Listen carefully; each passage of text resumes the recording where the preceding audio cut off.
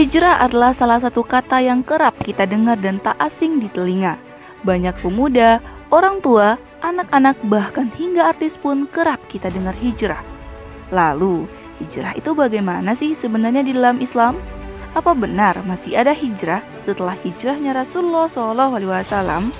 Imam Ibnu Katsir rahimahullah berkata, setelah membawa hadis-hadis tentang hijrah setelah Fatu Makkah, hadis-hadis ini menunjukkan bahwa hijrah telah terputus setelah Fatu Makkah, karena manusia telah masuk agama Allah dengan berbondong-bondong.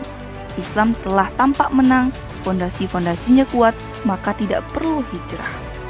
Kecuali bila muncul suatu keadaan yang menuntut hijrah karena jajahan orang-orang kafir dan tidak mampu menampakkan agama di tengah-tengah mereka, maka ketika itu hijrah menuju negeri Islam hukumnya wajib. Hal ini tidak ada perselisihan di kalangan ulama. Al-Bidayah wan Nihayah. Sekalipun hijrah tadinya dimaknai sebagai perpindahan tempat, tetapi Rasulullah SAW juga memaknai hijrah dengan makna lain, yakni meninggalkan dosa dan kemaksiatan.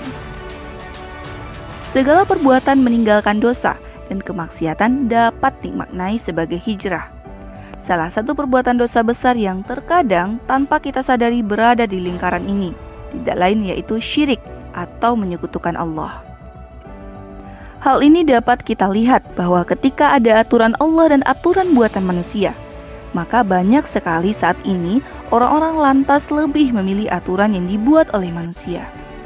Banyak orang memilih aturan-aturan buatan orang yang katanya wakil rakyat, yang tentu sangat jelas itu bukanlah aturan yang benar untuk kesejahteraan dan kebaikan.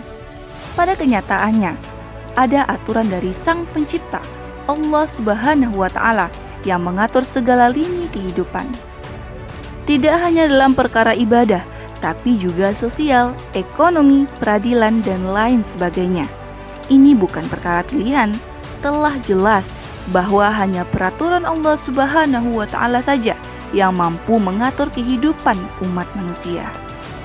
Oleh karena itu, hijrah yang sebenarnya itu adalah perubahan dari meninggalkan dosa, termasuk mengikuti aturan buatan manusia yang hanya untuk kebutuhan manusia. Hijrah menjadi umat yang melakukan perintah dan aturan hanya dari Allah. Inilah hijrah yang relevan, adalah hijrah di demokrasi, pluralisme, dan sekularisme, menuju kepada penerapan Islam kafah.